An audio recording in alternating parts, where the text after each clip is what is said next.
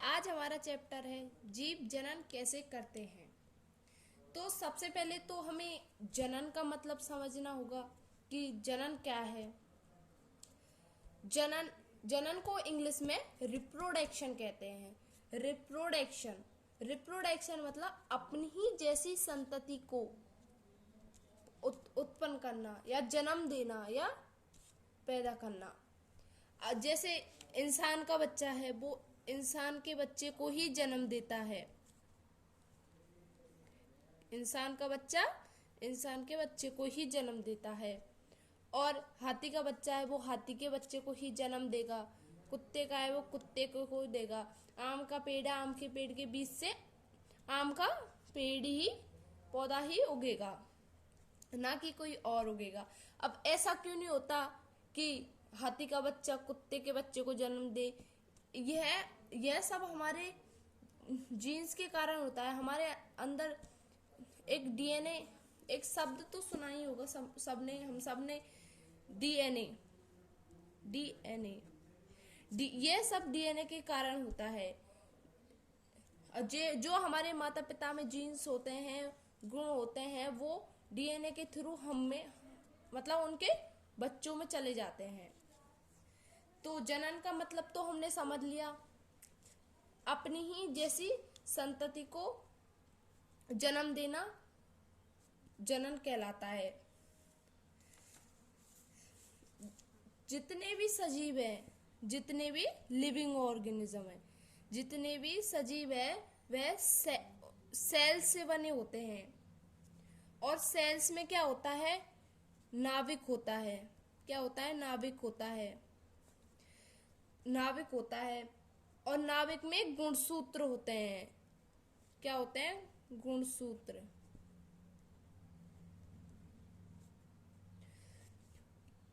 Sales, नाभिक, गुणसूत्र, यह क्रोमोसोम, यह हमारी सेल्स है। इसके अंदर न्यूक्लियस होगा एक, मतलब नाभिक होगा। अब नाभिक के अंदर इसमें क्रोमोसोम होंगे, ये मतलब गुणसूत्र होंगे। गुणसूत्र होंगे। यह है हमारी सेल्स, यह है हमारा नाभिक, है ना। अब चाहे इंसान हो, चाहे पेड़ पौधा हो, चाहे जानवर हो, सब में गुणसूत्र की संख्या होती है। वो संख्या निश्चित होती है, मतलब फिक्स होती है।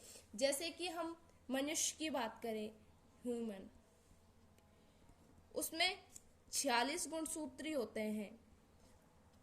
46 होते हैं। जैसे मटर के पौधे की बात करें तो उसमें 14 होते हैं। 14 गुणसूत्र होते हैं या क्रोमोसोम होते हैं। गुणसूत्र डीएनए का बना होता है। जो एक क्रोमोसोम होते हैं, ये डीएनए के बने होते हैं। डीएनए में प्रोटीन होता है। तो सबसे पहले तो आ गया गुणसूत्र, गुणसूत्र। फिर आ गया डीएनए, डीएनए प्लस प्रोटीन, है ना। प्रोटीन, डीएनए और प्रोटीन से मिलकर गुणसूत्र बनते हैं। डीएनए में जीन होते हैं। जीन, डीएनए का जो एक टुकड़ा होता है ना, उसे हम जीन कहते हैं। जो यह जीन माता पिता से बच्चों में जाते हैं, उनके बच्चों में जाते हैं। जीन मतलब जो अपने माता पिता के गुण हम में आते हैं, वो इन जीन के थ्रू ही आते हैं हमें। जो अब आगे हम जनन की बात करें तो सबसे पहले हम अलैंगिक जनन, 2 प्रकार के होते हैं मुख्य तौर पे, हम सभी जानते हैं। लैंगिक जनन, पहला होता है लैंगिक जनन,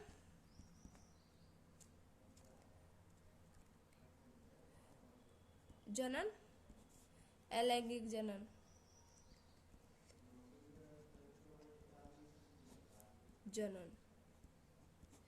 है ना। हम अलैंगिक जनन की बात करते हैं पहले। अलैंगिक जनन की बात करें तो हम एग्जाम्पल क्या लेंगे?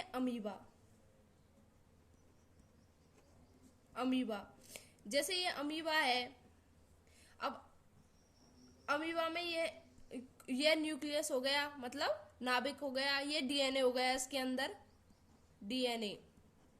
तो अब हम, जैसा कि सभी बच्चे जानते होंगे, जो अमीबा में जनन होता है वो द्विखंडन जनन होता है, मतलब दो भागों में विभाजित हो जाता है अमीबा टूट के, जैसे ऐसे। इसके अंदर भी डीएनए, इसका डीएनए जो इसके अंदर था वही इन दोनों में आया ना, इन दोनों में आ गया वही डीएनए। एक से दो अमीबा बने हैं तो उन दोनों में भी वो ही डीएनए आया है जो इसमें था, उसके मतलब इसके गुण इन दोनों में आए हैं। आपकी एक बुक में एक प्रश्न है कि प्रजनन के समय डीएनए का दुगना होना क्यों जरूरी है। प्रजनन के समय डीएनए का दुगना होना क्यों जरूरी है, मतलब डबल होना क्यों जरूरी है।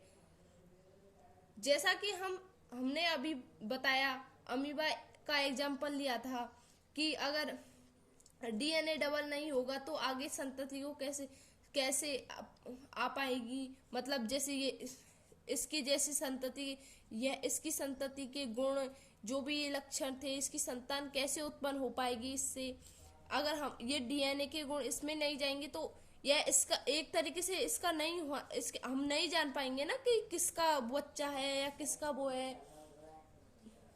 तो इसलिए ये डीएनए का द्विगुणन होना जरूरी होता है। तो अब समझ में आया डीएनए का प्रजनन के समय डीएनए का दुगना होना क्यों जरूरी है। आगे हम लैंगिक जनन, अगर हम आगे सेक्सुअल रिप्रोडक्शन मतलब लैंगिक जनन की बात करें तो अब इनके जो टाइप्स हैं उनके बारे में हम आगे जानेंगे। अभी हम यह जान लेते हैं लैंगिक जनन होता क्या है। लैंगिक जनन में एक मादा होता है, एक नर होता है, एक मादा होती है, मतलब एक फीमेल सेक्सुअल लैंगिक जनन।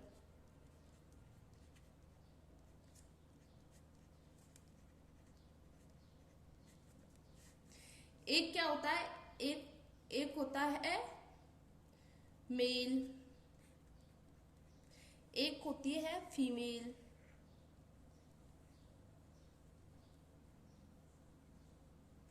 ये हो गई फीमेल हमारी।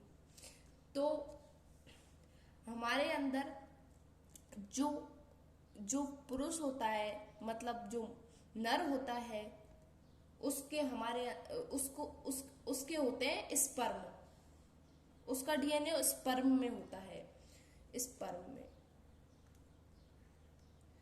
ऐसे होते हैं कुछ, स्पर्म की आकृति ऐसे होती है कुछ। और जो मादा होती है, मतलब जो फीमेल होती है, उसका होता है ओवम, मतलब शुक्र, मतलब इसका स्पर्म मतलब शुक्राणु, और जो फीमेल है अंडाणु हो गया इसका हो गया स्पर्म, इसका हो गया ओवम। जब इसका डीएनए स्पर्म में आ गया, इसका डीएनए ओवम में आ गया, मतलब अंडाणु में आ गया। यह भी सेल्स के ही बने होते हैं, इनमें अंदर डीएनए होता है इन दोनों के।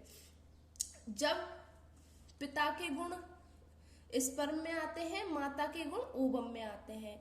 ये गुण डीएनए के थ्रू आए हैं, ये गुण डीएनए के थ्रू आते हैं, इनमें जो गुण आते हैं वो। तो फिर ये दोनों आपस में मिलते हैं, मतलब ये दोनों निषेचन के समय मिलते हैं, ये के समय फर्टिलाइजेशन के समय मिलते हैं और मिलकर बनाते हैं जाइगोट। जाइगोट मतलब युग्मनज। क्या बनाते हैं, युग्मनज। तो युग्मनज में क्या होगा, इनके दोनों के डीएनए आ जाएंगे ना, दोनों मिल गए तो दोनों के गुण आ गए ना इसमें युग्मनज में। तो इससे फिर बच्चा बनता है, इनका निषेचन होता है, फिर बच्चा बनता है। और तो इनके अब दोनों के गुण इसमें आ गए जाइगोट में, है ना। और अब आगे बात करें तो माता पिता के गुण जब बच्चे में आते हैं तो ऐसा ऐसा हम ऐसे भी देखते हैं कि कुछ बच्चे होते हैं, मतलब ऐसे होते हैं कि कुछ के गुण ऐसे अलग ही होते हैं, कुछ नहीं आते। कुछ लोग बच्चों के गुण अपने माता पिता जैसे नहीं होते हैं। उसे वो इसलिए नहीं होते हैं क्योंकि कुछ वाइब्रेशन होती है, कुछ बदलाव आता है बच्चे में। तो इस वो इसकी परिवर्तन की वजह से आता है। किसकी वजह से आता है? वाइब्रेशन की वजह से आता है। इसे हम कल आगे कंटिन्यू करेंगे। आज के लिए इतना ही।